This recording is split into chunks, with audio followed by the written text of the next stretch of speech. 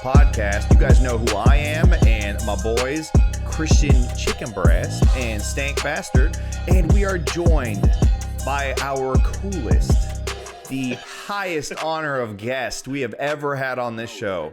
The great, I mean, if you don't know who this guy is, I'm not going to tell you because you shouldn't even be watching this at this point.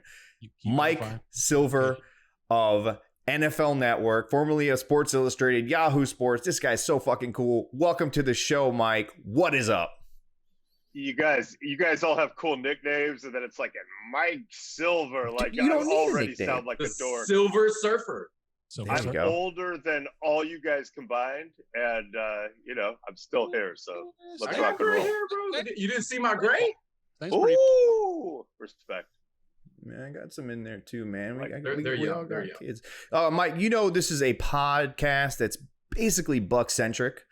We do talk about other weird things too. But obviously the biggest thing that happened to the Bucs in the offseason is the arrival of the great GOAT Tom Brady. And no, not the coronavirus. That wasn't the greatest thing. That's the worst thing that's ever happened in our offseason.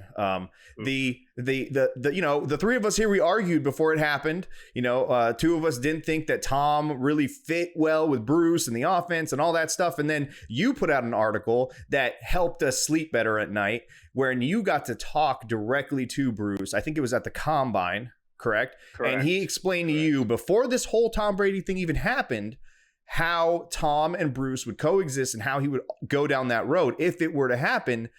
And I need to hear directly from you how that conversation went, what you learned from it, and maybe something you, I don't know, maybe left out. Little crumbs. Little crumbs. I love it. Well, I'll give you some scene for sure. So first of all, if this were not such a crazy time with COVID, I would be out there doing this live. I mean, this is clearly the biggest story of the NFL 2020 season by far. I mean, you have, and I'm old, so I covered Joe Montana going from the Niners to the Chiefs, Brett Favre obviously going from the Packers first to the Jets, then the Vikings, Peyton Manning, Colts to Broncos. And that's, it's when a legend crosses over, even at the age of now 43, it's massive news. And so I'm bummed I can't be there in person. My man James Palmer is out there repping NFL Network, though, like with his own condo, I think, for a month. I mean, it's impressive. So, all the way from Colorado. So if you see James Palmer, holler at him. Be like, James Palmer, you're the man. He's got a huge ego, so it'll help. He's documenting his Tampa time with the YouTube channel. It's groundbreaking TV. There've been certain innovations in our society that kind of we mark time with, the invention of the telephone, the telegraph, the radio, the television, cable. I would say James's YouTube channel is probably going to end up being one of those, 8 or 9 things that we all kind of look back to. But so I'll try to answer your actual question at some point. It's fine. I've known Tom Brady since his first year as a starter back in 2001 when he was a second-year guy, had been literally a fourth string quarterback on the Patriots the year before. Drew Bledsoe gets hurt, ends up taking them to a shocking Super Bowl victory over the Rams, upset. And then I hung with him over the offseason. We're both Northern Californians, and wrote a cover story, the first of many, many Sports Illustrated cover stories. I've followed him very, very closely. And Bruce Arians is just someone near and dear to my heart. I say often, I taught my kids who, my sons, I have a daughter and 2 sons. My sons are big, big football fans. And,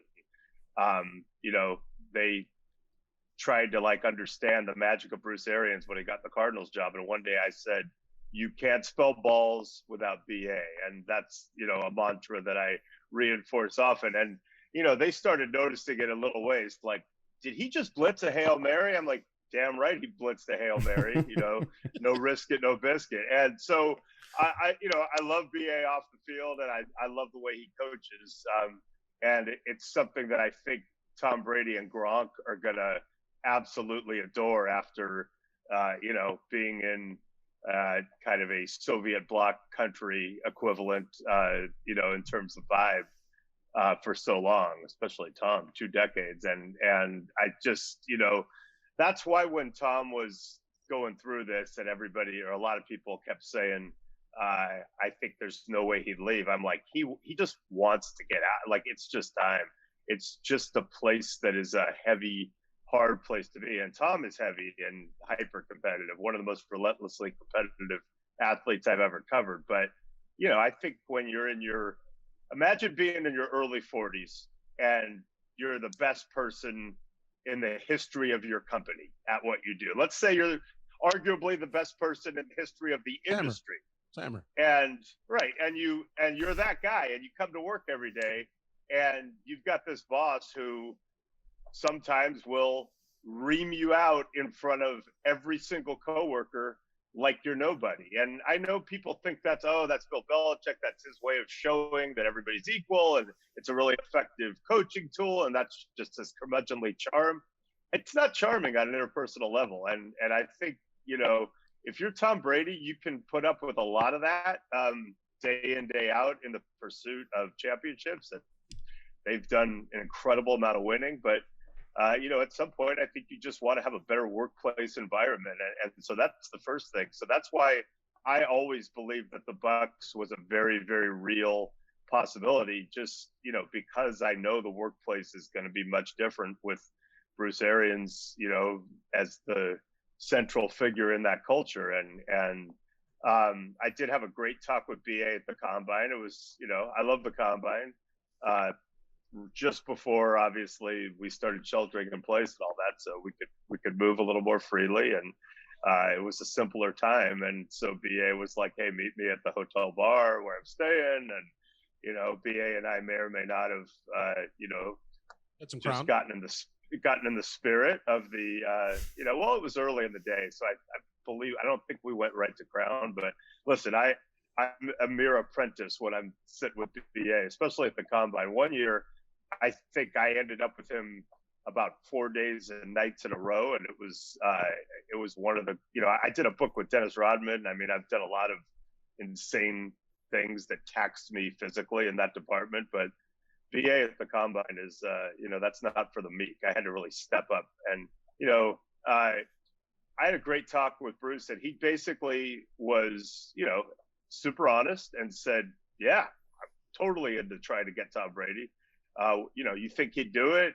I would love it. And I said, take me through how if it happens, how it would work. And, the first question and the central question is, who's learning the new language, right? Is Tom Brady, who has terminology-wise been accustomed to one thing for 20 years at the highest level, supposed to just learn a completely new set of, terms and all that to say things? Or is everyone on the Bucs and every coach? And BA, I'll try to paraphrase it because it was an incredible quote, but it was something to the effect of, I'll ask him, do you want to learn our stuff, or do you want, a couple dozen guys who maybe aren't as mentally adept at picking up new things at the insane level you are? Would you want them to learn yours? And, the point being, Tom is so smart, it's probably easier if he wants to do it that way. And so I think that's the conversation they ended up having. And Tom,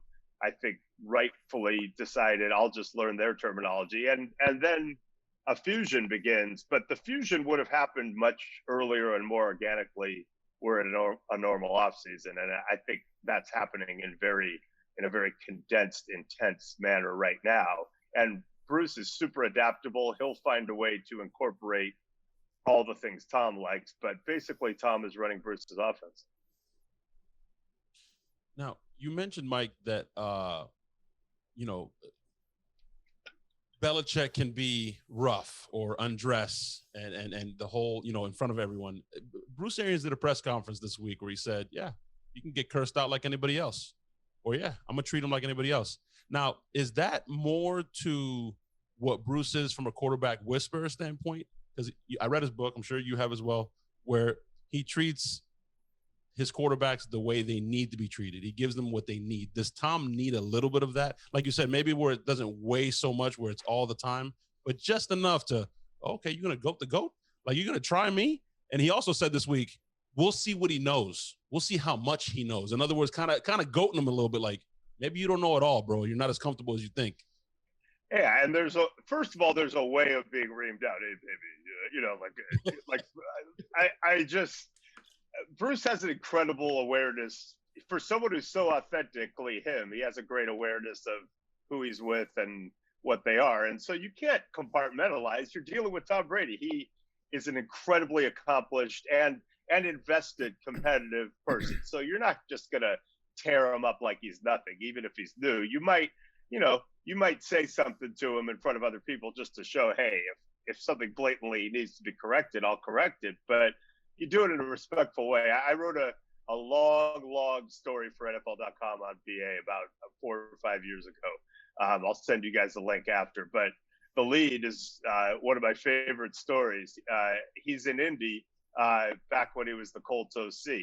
And they're at training camp. And he shows up one day and he's wearing all black. He's got black long sleeves, a black big floppy hat, black like shorts with maybe leggings underneath, but just maybe black pants. I mean, black shoes. And, you know, he just looks crazy out there in the hot sun and the humidity. And he's out there coaching the receivers in a drill. And people are wondering what's going on. And finally, one of the defensive backs looks over and says, BA, what's with all the black? And he says, oh, yeah, baby, I had to go to a funeral. And the guy goes, who died? And he goes, you did, because I've been killed you all week.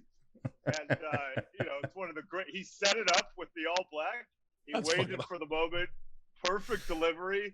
And, you know, that's Bruce Arians. So I just, you know, trust me, I think, you know, there were times in Arizona toward the end where a lot of people there were sick of it and like any coach didn't want to hear it, but he has a really good way, even when he's getting on you, of keeping it very real. And, you know, Bill's real too, but Bill, you know, BA's the guy that if you walks into a bar and, you know, posts up in the corner and you start talking to him, you're like, all right, this guy's kind of like, you know, in control of the situation. He's smiling. He's funny. I want to be here. You go over to Bill's corner, it's just super, super socially awkward. I don't want to say Bill can't relate to people, because I used to go drink with Bill Belichick back in the day and have a pretty close relationship with him, but it's not a natural thing for him. He is unbelievably gifted at one thing in a way that few others have ever been. He is absolutely one of the greatest strategic and leadership people in our sport that we will ever have, but and talent evaluation and innovation. But in terms of the interpersonal part of it, it's no contest. And so Bruce, he had Ben Roethlisberger, super, super, super high maintenance, but one of the great players of his era. Peyton Manning before that, super, super, super, not just high maintenance, but suck the air out of the room. I'm in charge of everything all the time. I love it, by the way, but it's a lot. And BA was great with that. And so Tom, who has tendencies of both of those guys, but is a completely different form of force of nature, BA will be fine. He'll handle that. You know, the worries I have are not about them getting along or them figuring it out. It's just football, and football in a unique circumstance. I just wish this was happening in a normal offseason where Tommy could have signed, flown down, and then they could immediately have started conceptually going over this, and then OTAs, okay, Tom's in charge, everybody started adapting, and, you know, not like people him walking into the wrong house and some guys dropping a vacuum cleaner and screaming, and, you know, Byron Leftwich showing up. I just wish I wish in many, many ways we were dealing with a normal offseason, but it's more of a challenge than it otherwise would have been. And it would have been a challenge just because you're adapting to a new system. You forgot the helicopter coverage of the high school. I love it. And I get it, man. The excitement is warranted. The coverage is warranted. Michael Jordan showing up down. Yeah, I mean, I should be there. In a normal world, I would be there. It would be cool. Mike, you can come live with me, bro. I got an extra house. My wife can cook. How's your COVID safety? Are you wearing masks? Are you You living a little loose? What are you doing? Yeah, no, I'm. What's the right answer? Do you want me to be masked up? Want me to wear Tyvek suits, full respirators? The right I will accommodate you. I'm gonna accommodate. The right answer is yes. You're supposed to wear a mask. And here's the other thing: I'm so old that if I catch COVID, it might not go great. So I'm gonna stay here in California. I got a home studio. You can see in the background. I got a pool out there. I got 3 grown kids who are hanging out with my wife, and I'm going to be a complete wuss as much as I can until we get a vaccine. I'm okay with that. But if you change your mind, you know how to get a hold of me. Listen, Tom Brady doesn't need that external motivation. I think a kid growing up with an abusive father, Bill Belichick's voice is always going to be in Tom's head. He left Bill, but there's got to be a part of him that wants to prove it to Bill and the Patriots fans and the Kraft family that he can do it without him. And that's a real thing, right, Mike? Yeah, but I think you're right about the motivation. Now, the great ones, the truly sick ones, and I would put Tom in that category, create their own. You saw some of that in The Last Dance. And so I enjoyed watching The Last Dance. I did one of Rodman's books and the infamous SI story I spent a lot of time with Dennis Rodman. I also grew up with Steve Kerr and remain close friends with him today. So that was a great trip back in time to be able to watch that. But I think one of the things that people who didn't watch it in real time were acquainted with was, oh, hey, Michael Jordan, the LeBradford Smith story. He would just create these insane slights that didn't necessarily even exist. And so I covered Jerry Rice when I started out day to day covering the 49ers. And Jerry Rice came back one day, first day of training camp. They're coming off the field in Rockland, California. It's about 105 degrees. And we all crowd around him for the first big Jerry Rice interview of the season. And right away he starts going, I've been reading what everybody's saying. People are saying that I've been surpassed, that Michael Irvin's better than me, that Andre Rison's better than me, that Sterling Sharp's better than me. And I'm looking around, I'm like, dude, first of all, it's 1990. Everyone already believes you're the greatest of all time, let alone right now. Like, it's over. Secondly, literally nobody has said that or written that. Not there, maybe there was one person said, I don't know, Sterling Sharp might be closing the gap to be the second best guy. But he completely convinced himself that was the case. And that was a common occurrence for him. So that's a long way of saying, yeah, I do think Tom Brady has that anyway. And so even if it weren't as obvious as Bill and I made incredible music together and now I'm leaving and he's got Cam Newton and I got Bruce Arians, let's go. Yeah, that will exist for sure. But Tom is relentless and he's ruthless. And, because he's a very kind person off the field who, is charming and radiates when you talk to him and makes you feel good. I think people go, oh, he couldn't be that much of a psychopathic killer on the field, but he is. He's just, it's one of the the word I like is ruthless. When I saw the NWA movie Straight Outta Compton and they were talking about ruthless record, I just, that to me is Tom Brady. He is ruthless every day, day in, day out. I went to training camp one year about maybe 10, 12 years ago, and I talked to a couple of his linemen because there'd been a story from the day before where in the huddle, I think I don't know if he actually started mooing or he called them cows, but I think he might have started mooing to underscore the fact that he thought his linemen weren't moving quickly enough to adjust to the pass rush in a drill or something. So, trust me, he is absolutely that gnarly. He is Jordan. He is Rice. He is crazy and competitive crazy. And even at 43, I mean, to be as good as he is at 43, two things have to happen for that to be possible in this universe. One, that, and two, the rules have to have changed from the era where you could take 2 steps and then kill the quarterback, which is why your Dan Marinos and John Elways, that Joe Montana's, et cetera, didn't play close to that age, because by the time they got to their late 30s, it was like, man, this body might not be able to lift a child up if it doesn't stop doing it. You forgot the third most important element, which is avocado ice cream, though, Mike. You forgot. I mean, now Tom might tell you it's the brain juice and all that. I'm not saying it's not. I'm just saying whatever he's doing is unprecedented and eerie and crazy, and I just pray that it continues. LaShawn McCoy texted me the other day and said, I think he has 3 years at an elite level, 3 more years. So I'm like, so 46, he's going to be doing that? Oh, okay. Yeah, sounds right. Mike, you've seen a lot, man. You've covered tons of these stories. I mean, you just told us a story about Jerry Rice when Jerry Rice was in his prime.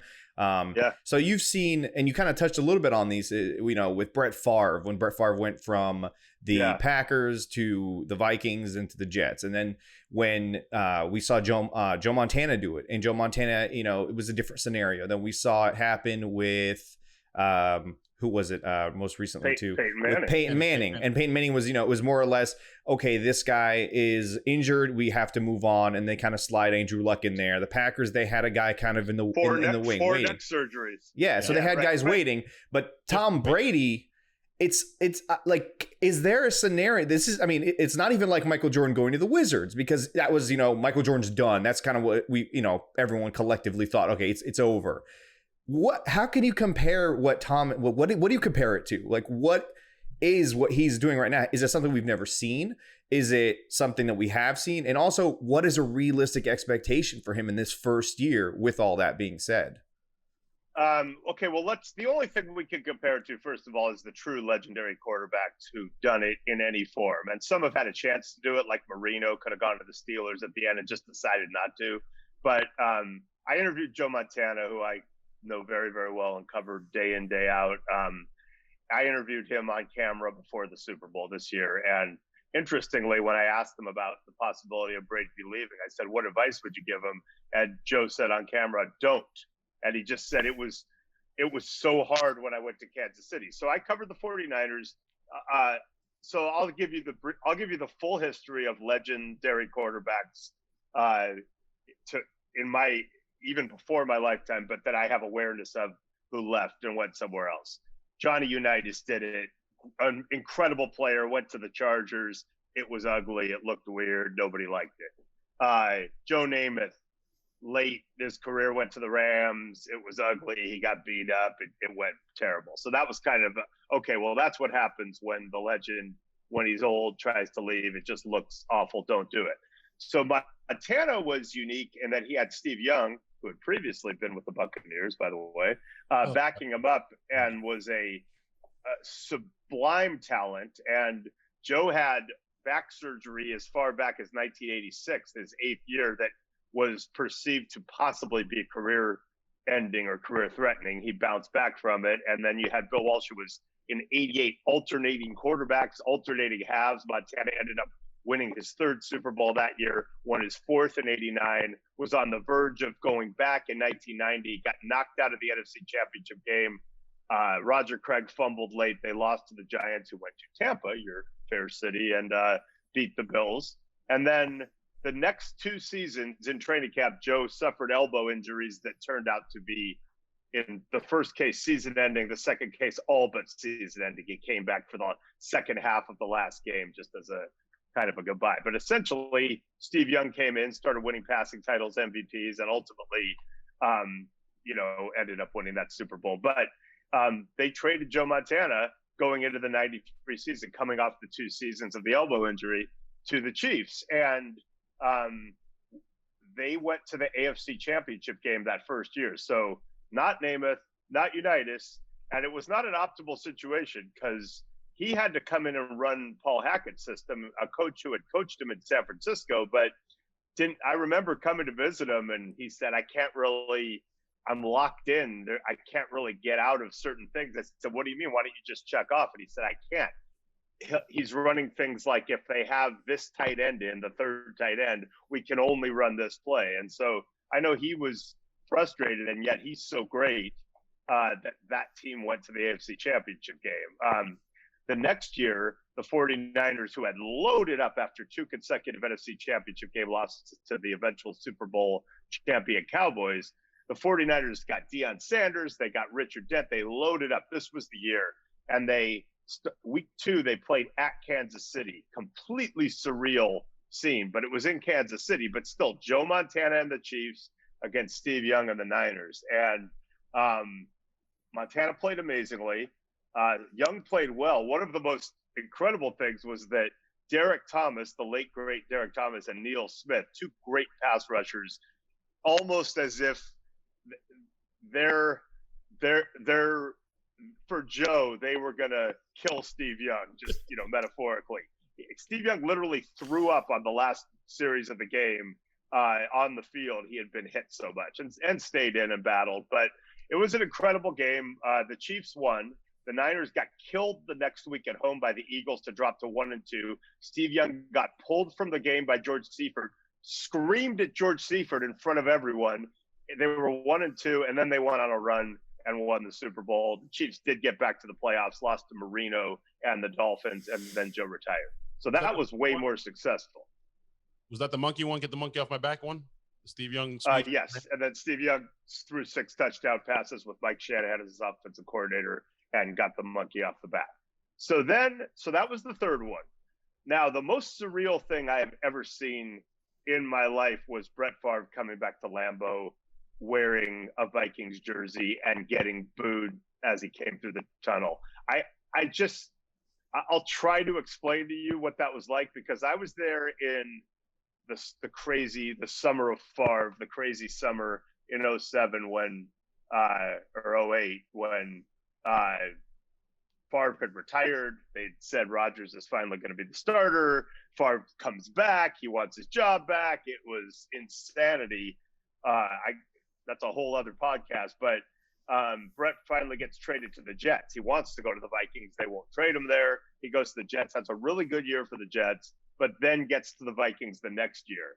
Now it's a rivalry. And so when he came back to Lambeau, that game, I mean, knowing the attachment that city had for Brett Favre, almost this religious, crazy folk hero, middle America, back in time reverence, and to see him come back as a Viking and get booed, it just felt so weird. I was at the play, the Cal Stanford 5 lateral, insane kickoff return in 1982. That's the only thing I could compare it to. Just this doesn't seem like it should be reality.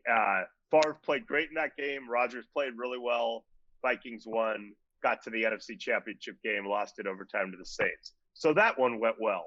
Especially hey, Mike, we expect that same scenario when Jameis comes here. Tampa, exactly what you just described. Leading the Saints. If he plays because Drew's hurt and throws like 7 touchdowns and 5 picks or something, then it'll go in the epic. So that, and then the last one is Peyton, right? So as you said, Peyton, career in jeopardy, 4 neck surgeries. They've got the number 1 pick. They decide they're going to turn the page and draft Andrew Luck. Peyton goes to Denver. And look, records were set. 55 touchdown passes, got to the Super Bowl, got blown out, and then ended up, resurrecting himself when he wasn't physically close to what he'd been, coming back and playing for a team that won the Super Bowl with its defense as the driving force. So certainly that one ended well. Those are the only comparisons, but it is strange that someone would be 43 years old. And I guess I would just say this with Peyton. It can happen fast. Obviously, it can happen Alex Smith fast or Joe Theismann fast. God forbid, one hit can ruin everything. But even if Tom Brady can avoid that, which we all pray that, of course, that he can, the physical drop-off can happen real fast. It's not, we don't always see it. The arm can look good, but then it's like, well, he's not really stepping into it, or he's putting his eyes down. He's just, you're a little more aware of the hits. remember Peyton? All of a sudden, it was like Peyton Manning, he's back. He's with the Broncos. He still looks great. And then 1 week, it was like, wait, whoa, that doesn't look like him. That's not. Yeah. And so I just, Carson Palmer, I felt like it started to happen fast. And it doesn't have, you don't have to be 43 for it to happen fast. So I keep saying with Tom Brady, let's just cherish every moment because you never know. But then he just keeps defying every, tenet of, of age and physicality that I've ever, witnessed in football. So at this point, I'm just assuming he's going to, keep playing for a long time and it'll stay great. Well, he's inheriting an offense that was pretty damn good last season. I mean, he gets to, get into the driver's seat of, an offense where Jameis had enormous production. Outside of the picks, he had a great season. We scored a lot of points. And so by the way, a fresh Gronk, theoretically. Fresh Gronk. A fresh happy Gronk. Yeah, and a first round, high first round pick offensive lineman, right? And so, I've talked to a lot of coaches who, even when there was talk of Brady coming to Tampa, other head coaches around the league said to me stuff like, that defense is pretty good too. That team, watch out for that team in general. And, if they get Tom Brady on that team, obviously we know about the skill players and we didn't know about Gronk yet, but they were just saying that defense is, about to make a breakthrough, we think. So, yeah, there's a lot of real, the real reason for optimism is obviously Tom Brady, Gronk, that, probably they're on the upswing more than people knew anyway. And, who knows what the, potential is. The cautionary part of it is he's 43. It's the weirdest offseason ever. And, it's still a quarterback coming to a new system and they're working out the kinks, which under normal circumstances would be weird. And they have a tough division because the Falcons obviously showed a little life. You don't know what you're going to get with the Panthers. They seem to be rebuilding, but it is a new coach and, so you wonder. But certainly the Saints on paper are still, that window is still open. So, it's a lot, all of it. But Mike, part of me though, great division, like you said, but part of me, like what you said earlier, right, about being ruthless or being that Michael Jordan type attitude. Cameron Jordan isn't doing himself any favors, right? I mean, he can't be helping his team by going on national TV or on the radio, wherever it was, and saying the Bucs are fighting for second. And Drew Brees is the best quarterback of all time. Like, I can imagine, I can just see it, in my head, like Jordan The Last Dance, Tom Brady being like, oh, really? Okay. And he made the list. But I mean, think about it. First of all, one guy gets to kill the other metaphorically on the field, and is in fact named Jordan.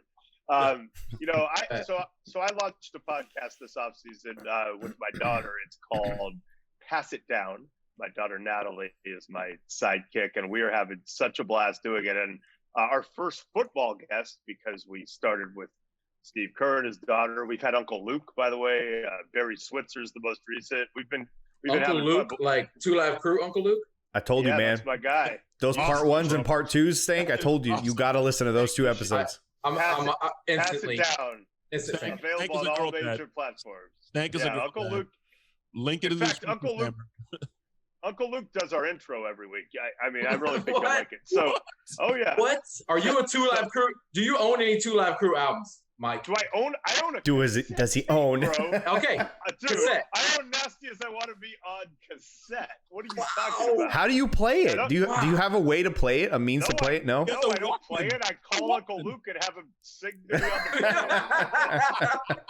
phone. That's my guy. We go way, way back. But yeah. Anyway, so I had Cam Jordan on, and so I wanted to plug my podcast. But I would say this: I don't think Tom Brady, stuff like that. I don't think he needs to.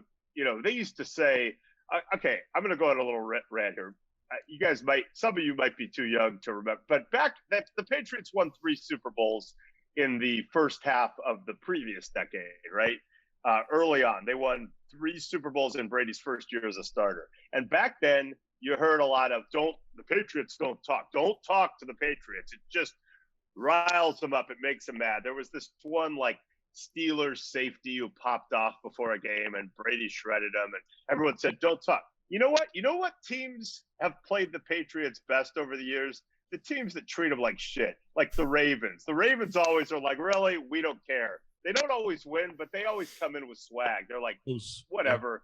I think the Chiefs do that now. Like, didn't one of the Chiefs' defensive players say something to the effect of, "Man, Brady's old. I hope we play him again. Like, he can't get away." Like, they wanted him again. Was that Chris Jones or Frank Clark? Maybe. I mean, I just think honestly the teams that have not been worried about, oh, don't offend the Patriots, have always been better. And I also think Brady, like, you know, I think there's a side of Brady that kind of, because he respects Cam Jordan enough and because he knows that Cam Jordan is a showman to some degree who's hyping the rivalry, he probably isn't taking that personally.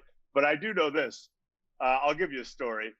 One year, I want to say 2010-ish, 2011, I was out with Terrell Suggs on a Monday night at a club in Baltimore.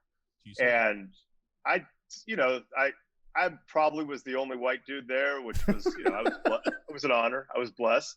And we were having a great, you know, we were having a great time. And I said, so, hey, at some point I got to write something about you. So let me like pretend we're doing an interview here and talk about football.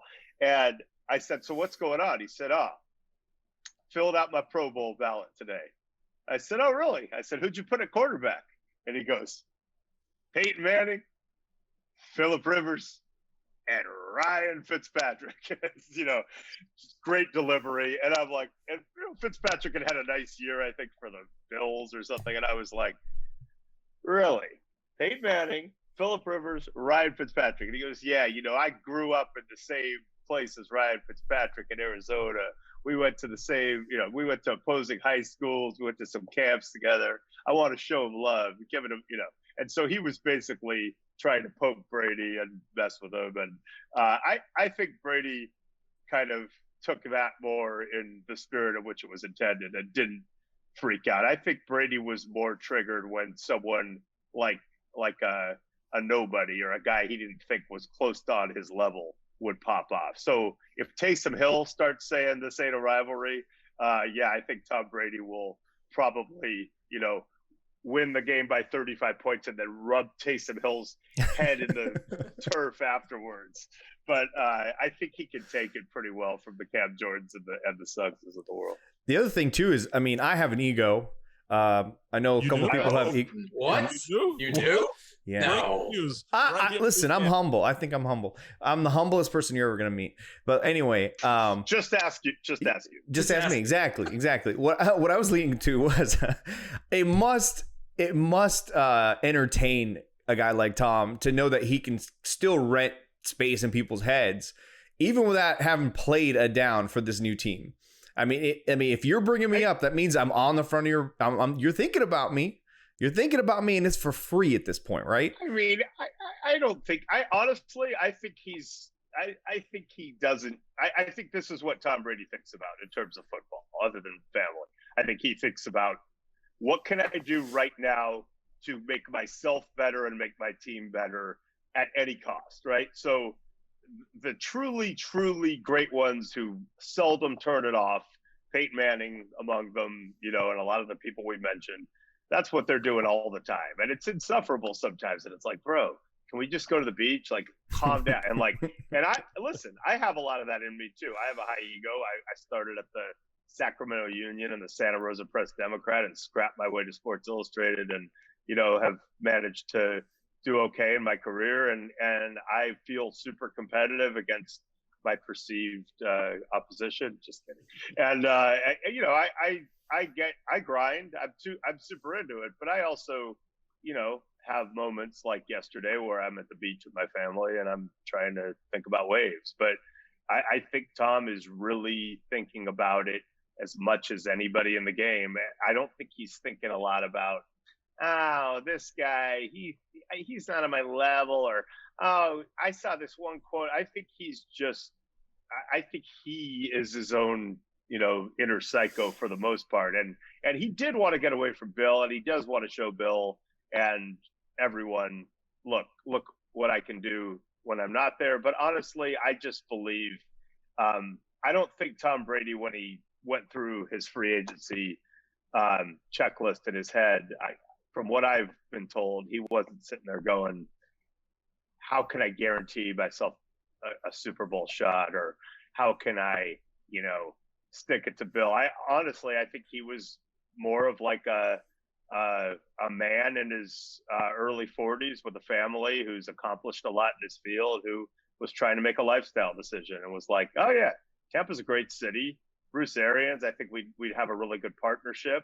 I kind of like what I've heard about that environment and that culture, and that would be a good place for me to go. And of course, I'm going to be psycho and try to win. But I guess when you've been to 9 and won 6, and been to how many AFC Championship games, you have the luxury of knowing that if you just go somewhere for a couple of years and have a really good experience, but don't win another Super Bowl, heaven forbid, it's not like they're going to take away the ones you got. I mean, what's the worst thing that could happen? Even if he breaks Jameis's interception record this year, it's not like anyone's going to go, oh, Tom Brady, well, we thought we knew who he was for 2 decades, but it turns out he was just trash. And yes, it would be a bummer for him if he did that and like Cam Newton won the Super Bowl and the Patriots were better than ever, but I think he'll take his chances. Permission. Mike, Go ahead. I'm glad you brought that up, Mike, because that's a hot button subject in Tampa. And I don't want to go backwards. I don't want to open the can of worms, but you did, Mike. You did. BA also said in that press conference,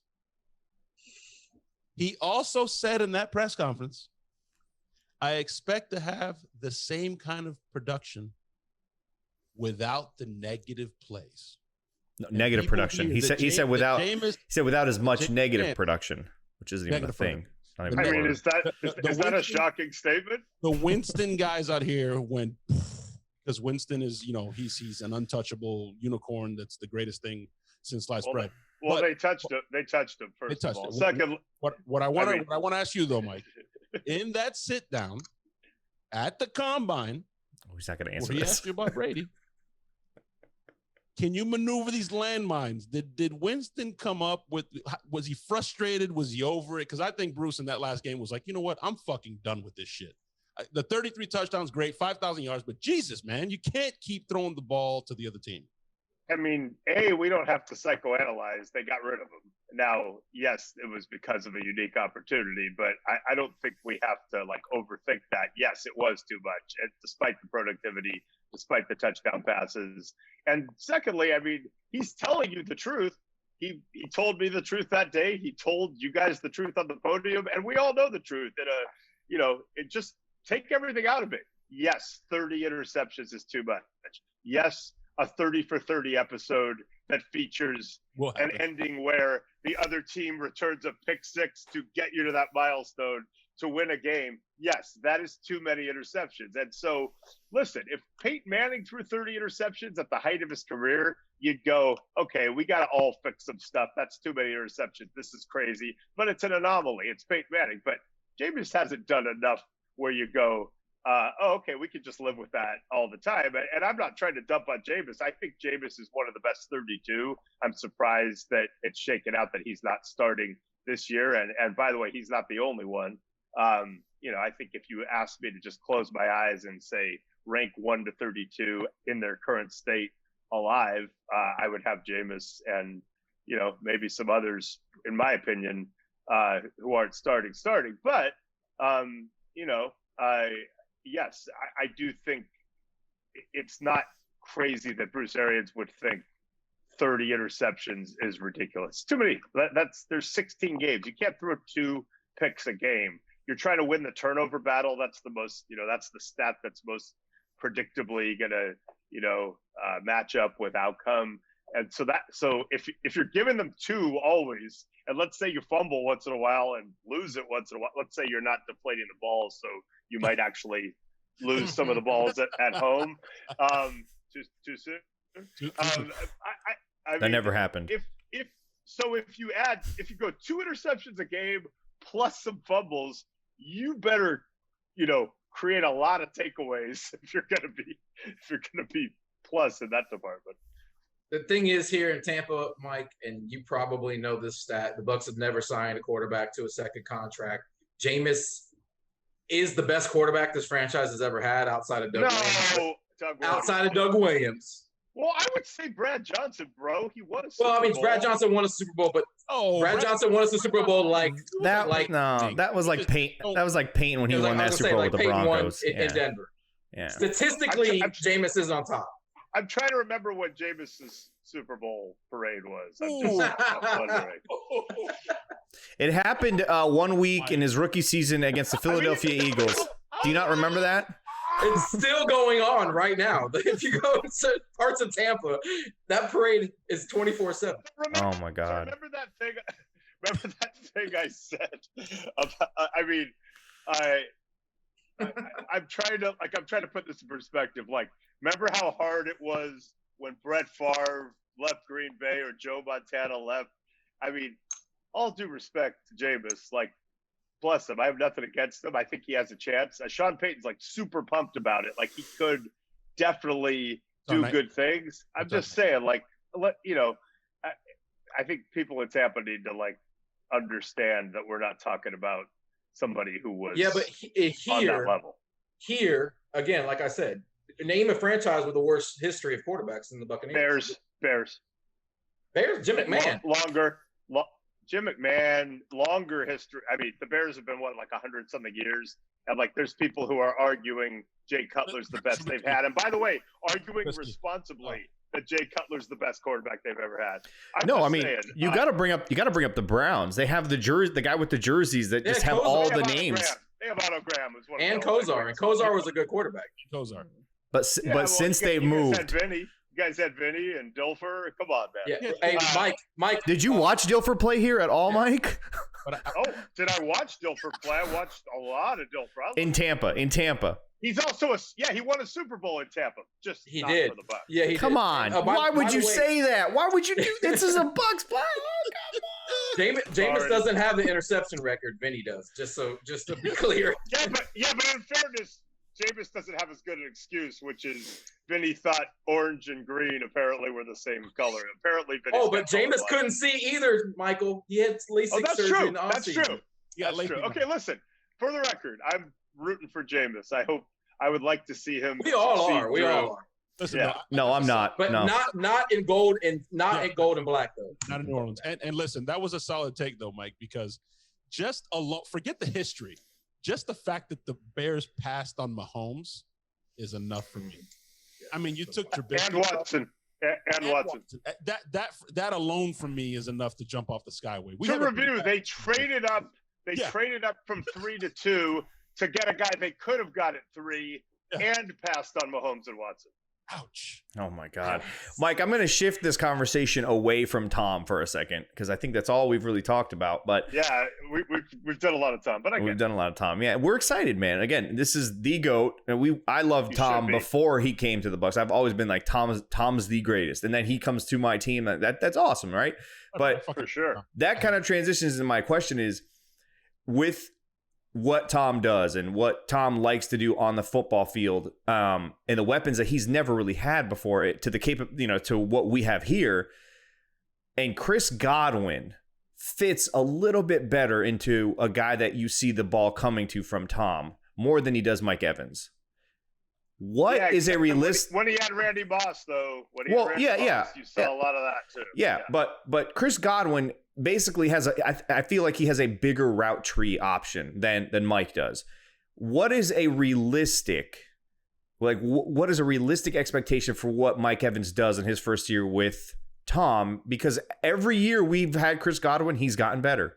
And I love Mike Evans. I mean, he's got the jersey right here. You're being disrespectful. Bro. I'm not being disrespectful. I'm saying no, come on. He doesn't play out of the slot. He doesn't drag a lot.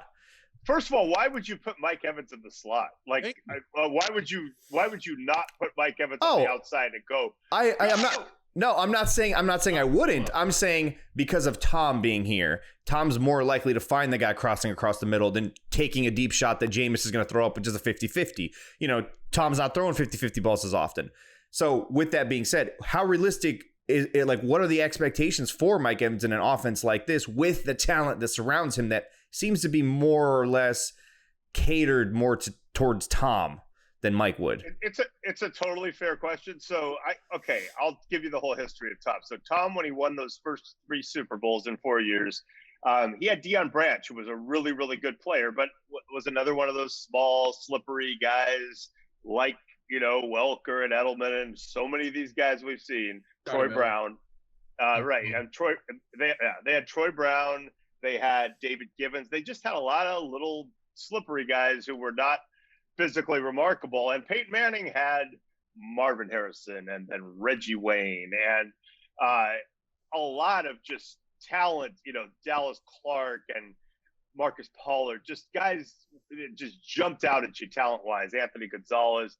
And Peyton would set records and then Tom would win more championships, but Peyton was killing him statistically. And I remember talking to people close to Tom during that time who were saying, you know, heaven forbid Tom have a stud receiver like a legit big time number 1 receiver like, you know, a Mike Evans type, right, in the future. Like, heaven forbid Randy Tom Moss. have a couple of those guys. And when Deion Branch, when they wouldn't pay Deion Branch after he held out, and when he left, when they traded him to Seattle, that's the second angriest I've ever seen Tom. The angriest, and it was just me and him talking, the angriest I've ever seen him was when Lawyer Malloy got cut right before the season because he wouldn't take a pay cut. And that was like in 2002, I think, who was a safety. But when Deion Branch, when that reached a stalemate and they got rid of him, he was so angry. And even before they traded him, he made sure to let me know, like, that I should convey how mad he was. So anyway, going into the 2007 season, lo and behold, they got Randy Moss, Dante Stallworth, and Wes Welker, you know, incredible slot guy, speed guy, and future Hall of Fame stud who also has speed. And guess what? Randy Moss caught 23 touchdowns to set an NFL record. By the way, the previous record, I just want this for perspective. 1987, Jerry Rice caught 22 touchdown passes in 12 games. It was a strike-shortened season. There were only 15, but he missed 3 because they were striking. So he played all 12 of the possible games he could have and caught 22, breaking the record, which was 18. So Moss did break it in 16. By the way, you know who the NFL MVP was in 1987? It was not Jerry Rice. It was John Elway. In other words, a receiver will never win MVP. Just a side note. Yeah, side note. So anyway, so as soon as Randy Moss and Dante Stallworth and Wes Welker got on the Patriots, like, whoa, Tom Brady, like all of a sudden he went from like 97th in your fantasy draft to like 5th. You know, it was like, oh, wow, Tom Brady can also sling it and put up numbers. So, yes, he's 43. Maybe he's not going to just, you know, chuck it up. By the way, I think his 50-50s, the idea is that they're 75-25s because he's more accurate, because he's Tom Brady, because, you know. Damn, another shot at Jameis. I see what you did there, Mike. I see what you did. Well, I mean, that's a shot at most quarterbacks. I mean, he's more accurate than almost any quarterback, you know, who's played in his era. You know, Aaron Rodgers, maybe Kurt Warner when he played was that accurate. I mean, that kind of accuracy is, you know, space age scary. So Bruce told me he thinks Tom could throw deep still. He told me that before they signed him. He's like, I watched him on film. I think he can throw deep. So, you know, Bruce, you know, no risk it, no biscuit's gonna. If Bruce yells at Tom and we see it during a game, we might hear it, by the way. But if we see Bruce yelling at Tom, I guarantee the most likely cause is that Mike Evans flashed open and Tom checked it down to Cameron Braid or something. And Bruce is like, bro, like, I love you, but did you not see that we have Mike Evans, you know, like, throw the ball? Can we get like Adam Humphries back? Like, they do need that, like, No. We have him. No. We have him, Mike. Confirmed by you. Wide receiver 1 is Scotty Miller. Scotty Miller. Okay, yeah. So I mean, get the slot like Troy Brown, Julian Edelman, Wes Welker, whoever that guy is. Get that guy in the slot. It'll be good. Chris Speaking Godwin. Guys that I'm telling you, it's Chris Godwin. It might be Chris, but speaking on guys that are slept on nationally, you alluded to how this defense could be good this year, could be better than good. Levante David around the NFL, nationally doesn't get the love that he deserves. He's going to get a lot of exposure this year. Shaq Barrett, I mean, I don't know how many lists I've seen of top 5, top 10 pass rushers that Shaq Barrett's not listed on. But he had an incredible season last year that wasn't smoke and mirrors. The guy did a lot on his own and created a lot on his own without JPP. And his production, went back up once JPP got on the field. So what do you see from this young defense that we have? And then, some of the pieces that we have, Vita Vea, Ndamukong Suh, where do you see our production being? Are they going to be able to hold their own? Well, so Shaq's got to prove it wasn't a one-year wonder, right? Mm-hmm. And you're right. I think it was not flukish in any way, but that's probably why he's not getting on those lists, just because it's not. People are like, wait, he did what now? Like, and this is what I think. I don't think they're trying to be the 85 Bears or the 02 Ravens. I think the template for them is like the 09 Saints, or if you're old, the Greatest Show on Turf Rams. Opportunistic defenses that usually play from ahead and create turnovers and convert and make big plays. So you can be statistically 15, 16, 17 defensively and still be great if your offense is that good, because what you do is you seize those moments when teams have to throw to catch up, or even if it's not to catch up. I think teams just go into a game with a different mentality when you have such a high-powered offense. So even if the game is 7-3, you're thinking, well, we got to get up 21-3 because Mike Evans is going to beat us deep, and Tom's going to get hot. So you're always kind of like, we got to go. So if you have a defense that is geared toward getting after the passer and maybe blitzing strategically and popping balls up into the air and swarming to loose balls and intercepting passes and taking chances, honestly, that's, to me, the idea. That's what you want to me, the role model is the Greg Williams 09 Saints. And if you look at their numbers, I don't think they ranked crazy high, but I'll bet their turnover number was right at the top. Another great one is the Colts with Dwight Freeney and Mathis. And right. Just enough opportunistic. But Mike, I know I'm glass half full. I was the one when they mentioned earlier that was all about Brady coming here because I thought we had a roster that was ready to win.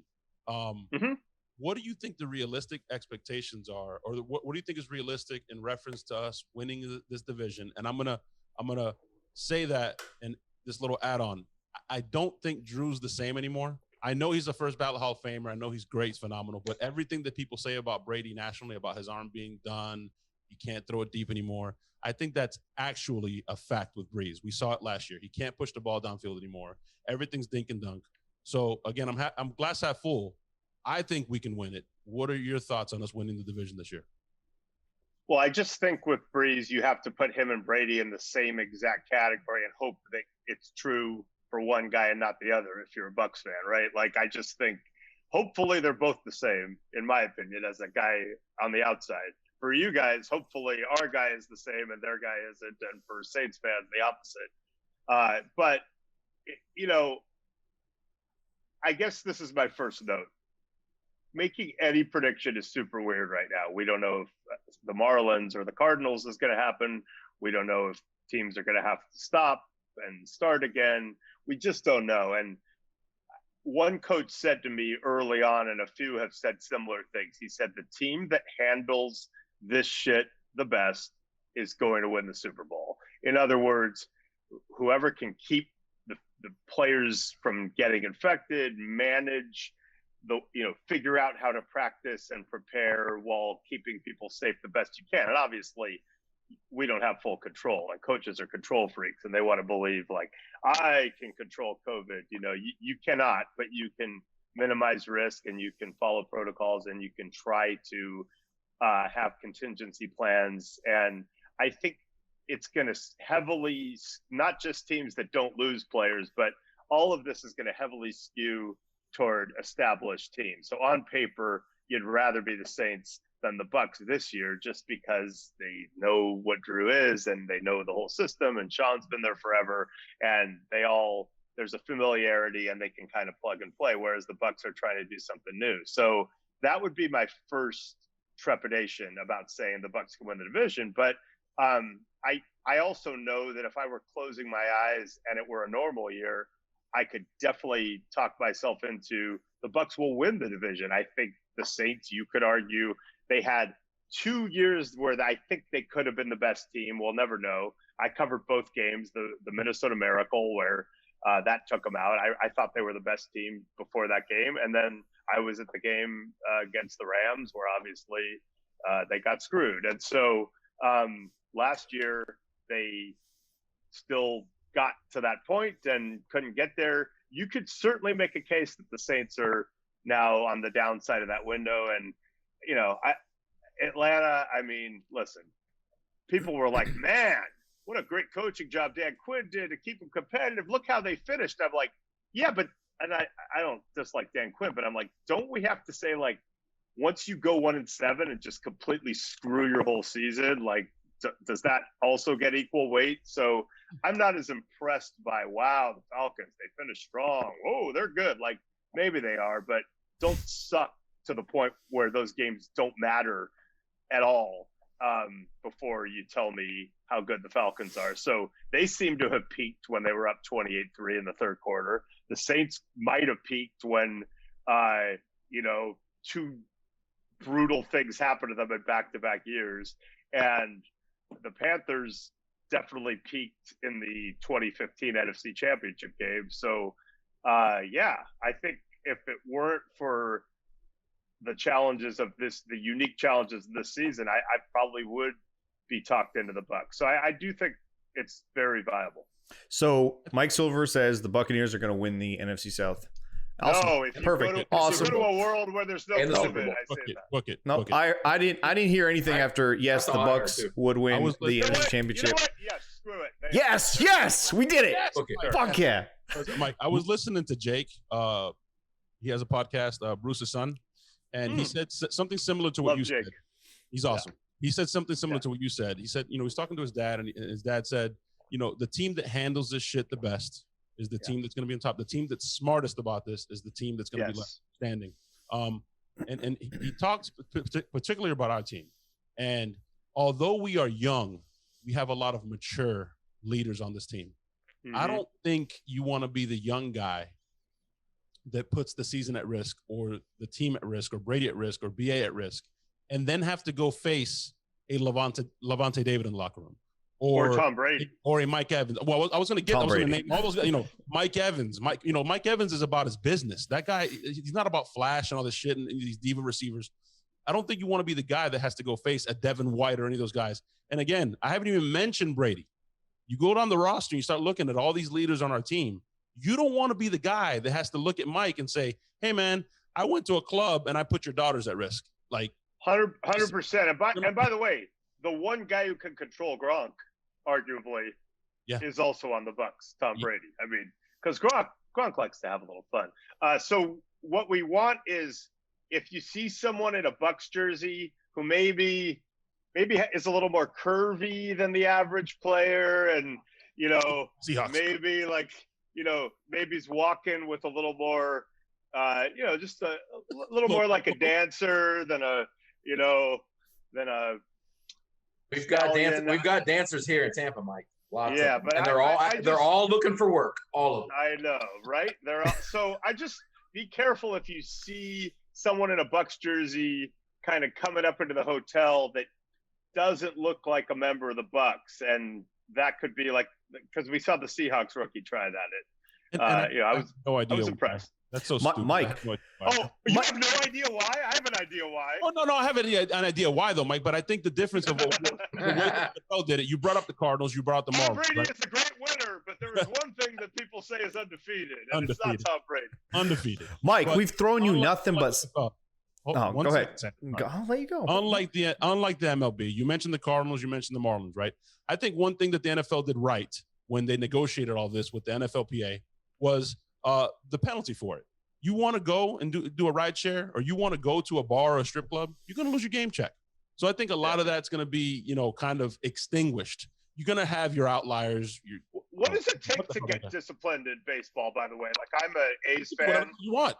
I'm an A's fan. Like, what does it take? Like, if you cheat to win 2 championships and you're part of the actual cheating, like, you still don't get any suspension? No suspensions, nothing.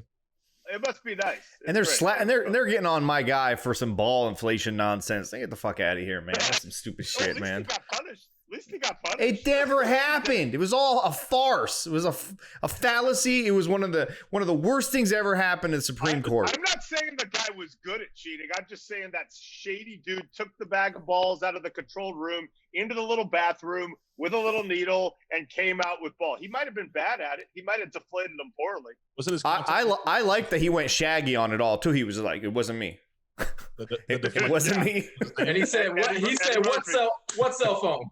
Yeah. It wasn't me. Eddie Murphy, who famously in his comedy routine, I'll paraphrase, his wife walks in, he's in bed with another woman who is doing something to him, and the wife's mouth opens wide, and he says, "Hey, that is not my bleep."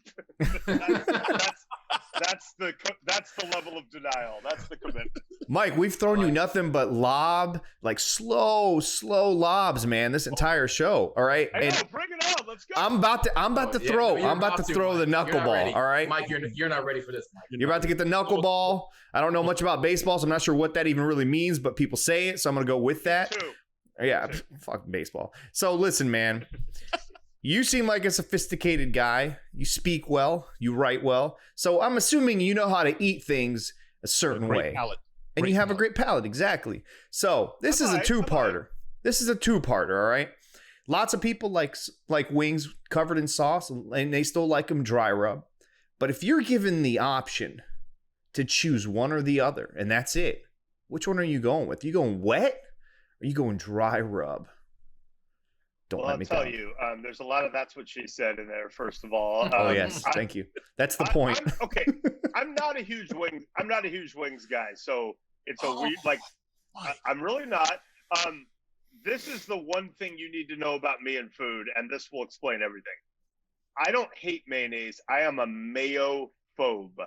I have mayo phobia. If a fork touches mayonnaise or something with mayonnaise in it, I throw the fork away.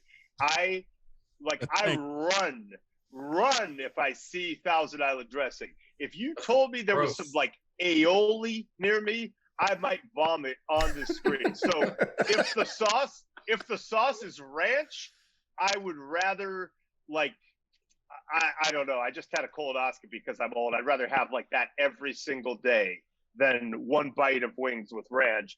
But that's the second part of the question, Mike. Yeah, holy shit, you're good. But if the sauce is like spicy and devoid of mayonnaise, that's how I want my wings. Hot. All right. And are you like blue cheese either? Are you dipping them in blue cheese or ranch? If you had to choose a dip, is it going in ranch or blue cheese? Obviously not ranch, but are you going to put in blue cheese? I would choose getting tackled by Levante David. Zero. Neither. He hates both. Neither. Oh, disgusting. No. You guys are repulsive for even asking it. You should be ashamed of yourselves. You and your describes us. Your Prince money that we talked about off the air. That's right. Yes.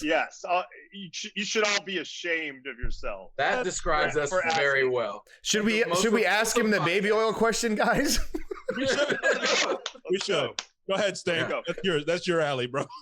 I ain't asking him that question. Oh, I'll ask him. I don't care. All right, Mike, you've had a long career. I know you'll ask him. All right, listen. You've had a long career covering NFL players. If you could choose one that you'd like to rub down in baby oil, which would it be? Oh, Beck's the baby oil. Definitely Jimmy Garoppolo, of course. I mean, wow, that was so easy. I've never. I've kissed Dennis Rodman, of course, because he just kisses his friends. I've never felt aroused by another man, but if I were going to try to be aroused by another man, I probably would try to get Jimmy Garoppolo. I don't hate that answer. That is it the jawline? Is it the jawline? It's everything. It's and everything. I'm going to tell you this about Jimmy Garoppolo. Like, if he were brilliant, it would be too much. It makes me like him even more that he's just like a normal dude. Like, he's super cool. He's beautiful, obviously. He throws an incredibly accurate ball.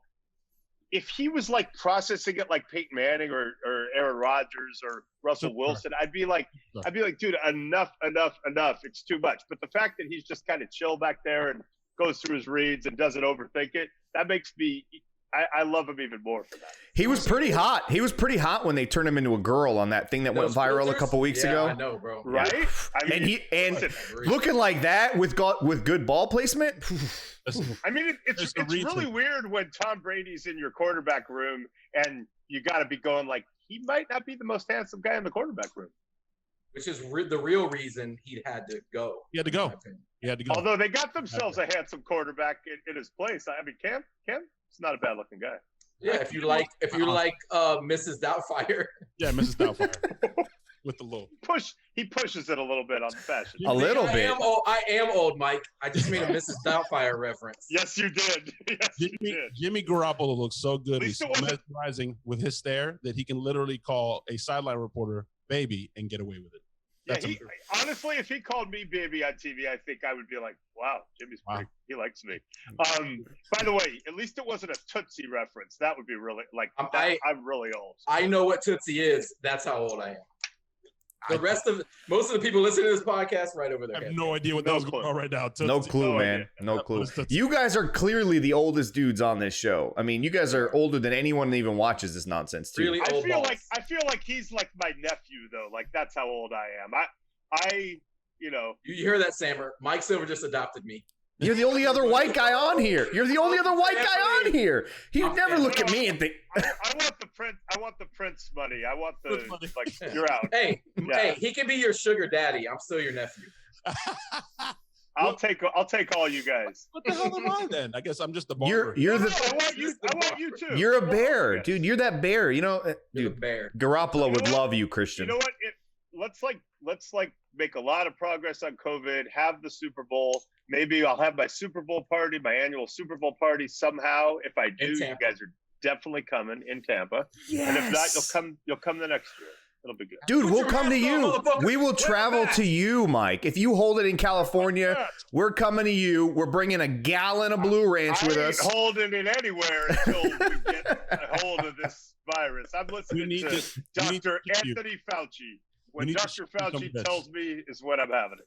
We're shipping you a bottle of this, Mike. Wear a mask, America. Wear a mask. That'd be great. Yeah, wear a mask and also ship me some hand sanitizer. Be cool, man. You really want some? Because I legitimately do have sources. You know he has connections.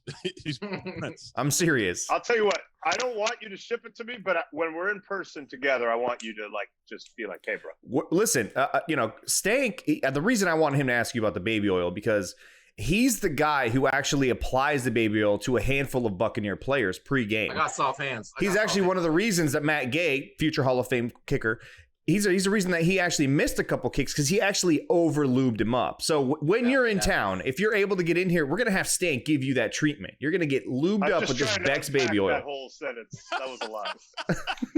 You're going to get the Alex Guerrero, the hamstring.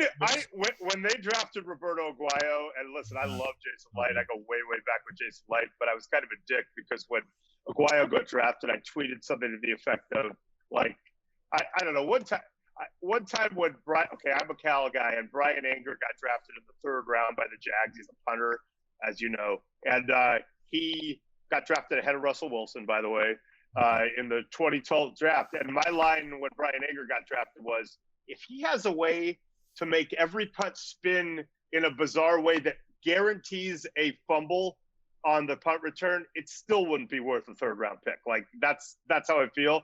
But I knew Aguayo was in trouble when I heard that at training camp, there was a guy doing the Rob Schneider from The Waterboy going, "You can do it." I go, okay, it's over, man. That may have been one of us. Whoever it was is brilliant. And by the way, once they're doing "you can do it," it's not going to end well. By the way, with your sources, Mike, did did Jason get played? Because there was a rumor there that the Patriots were going to come up and get Aguayo, and there was rumors, so he got nervous. He's like, I got to take him now. I got to take him right now because the Patriots. I heard a rumor that there might have been some organizational pressure applied to make the pick that maybe influenced it. That's what I heard. Not from Jason, but I heard it from someone else. It's all good. It worked out. Now we have Hall of Fame Matt Gay here. This is also the official podcast of Matt Gay. So I don't know. I thought for a second you were going to go down a road that we would, that you would take a shot at Matt, and you didn't. So we're when family. People. So the easiest insult for you guys are people who still think gay is an insult. They go, "Oh, it's the gay podcast." I mean, that's like, yeah. I mean, no. It is. We call him our big gay kicker, and we're fucking proud of it. And he loves it. Show him the fucking shirt. Where's the shirt? Show him the shirt, Sammer. Show him the fucking shirt. Shirt,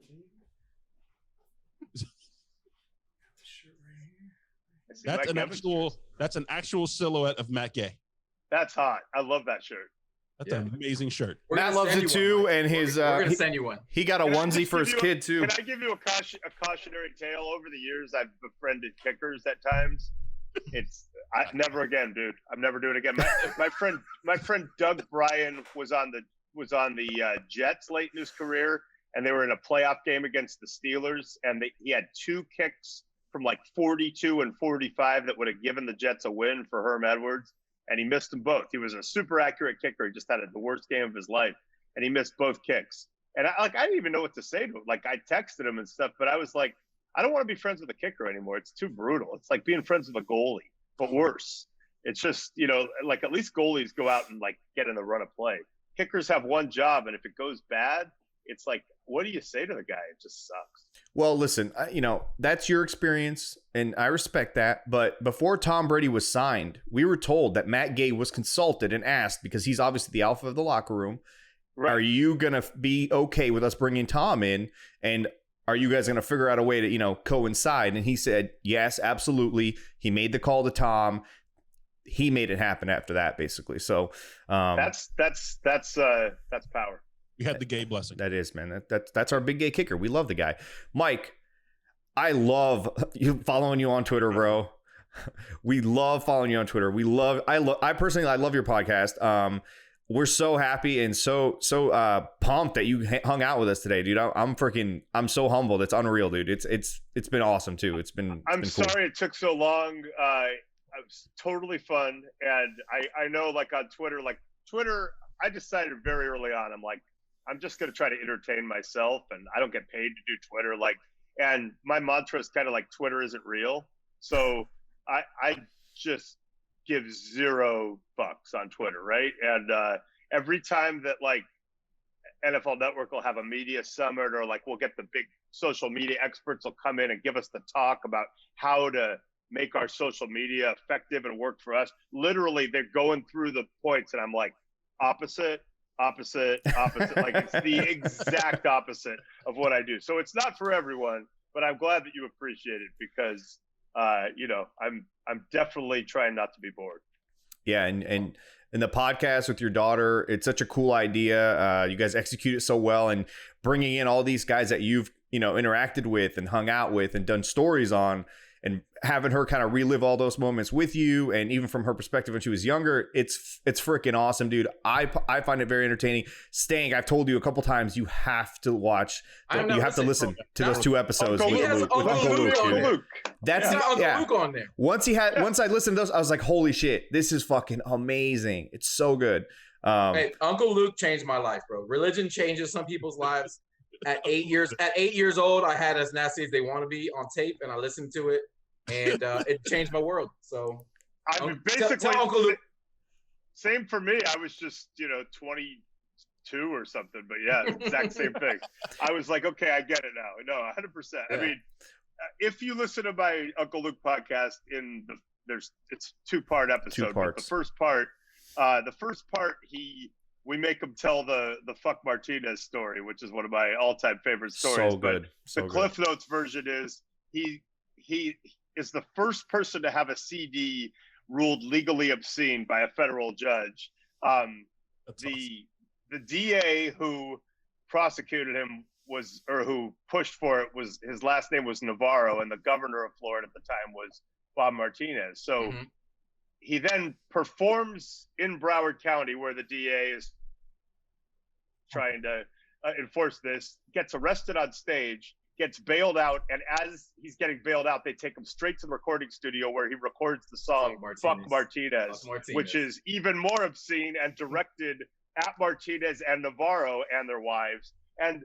brilliantly, as he's doing this, they find a guy named Martinez and a guy named Navarro, other people who have the same last name, and get them to sign off saying, "Oh no, this song's about me." So there's no civil suit that could be pursued. And that's amazing. And then they win at the Supreme Court, and the rest. And then we have Too Short and Freaks of the Industry and. You're a hip hop head. Another reason I'm a huge fan of you now. I didn't even know you already mentioned NWA, Ruthless Records. I already know you're one of us. Yeah, man. Very, very cool. I gotta ask you, Mike. Being from California is the last one from me. Being from California, so many connections you have in the sports world, not just in the NFL. I would imagine. Did you ever come across Kobe? Get to interact with Kobe or any Kobe? I didn't have a ton of Kobe interactions. I mean, he's a fascinating, athlete. We talk about the Brady, the hyper competitive. I mean, obviously, closest thing I've seen to Jordan that way. I mean, just wired very, very much like Michael. I knew Shaq pretty well, and I had great Shaq experiences. So I kind of was like on the Shaq side of that feud, from afar.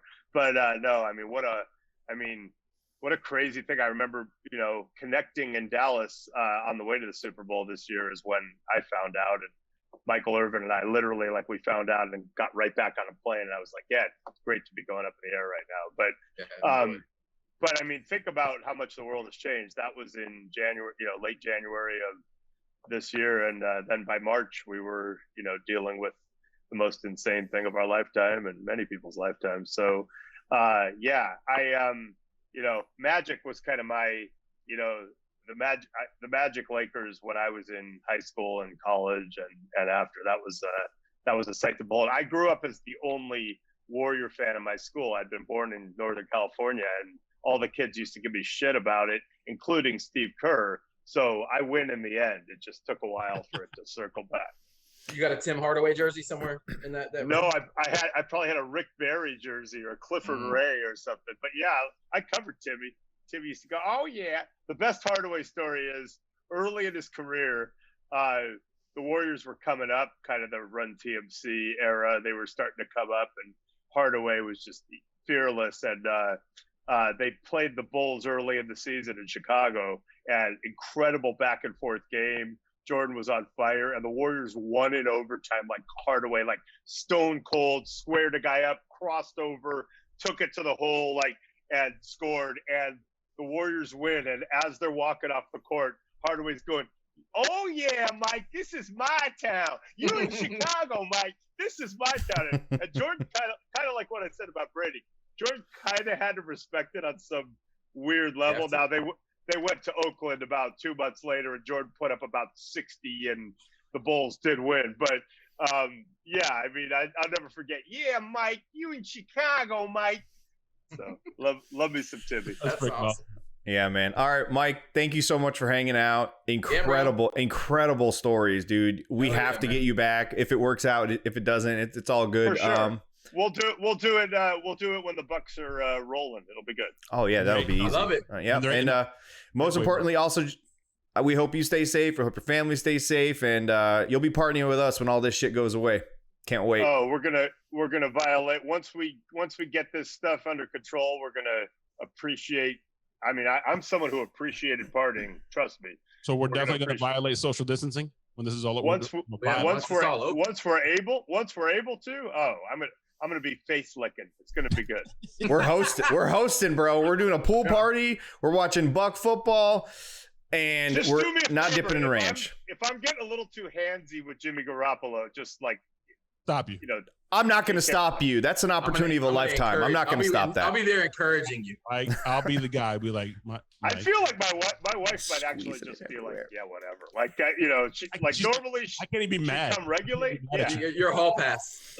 Yeah, That's dude. your hall pass. Yeah, man, She'd be absolutely. like, yeah, that'd be a bummer. Can you imagine? You finally get a hall pass. You've been married 29 years. I know, You're like, sweet. Oh yeah, now Oh, Shit. it's another man.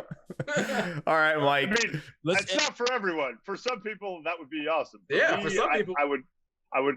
But like I said, if you did have to go that way, Jimmy, looking for you, baby. Let's I end guess, this man. the only way we know how. No, I'm gonna make Mike say it. I'm gonna make Mike give me a go Bucs. Do it, Mike. Go Bears. Oh, come on. That's weak. That's Chris weak. Conte. Chris Conte. Don't ever say Chris Conte on here. No. Don't you say Chris Conte ever again. Go Bears. Tommy's here. You can say it for Tommy. Tommy's sister went to Cal. Go Bears. All right, Oh, whatever. nice. All right. That'll work. That'll work. Later, Mike. All right. See you guys.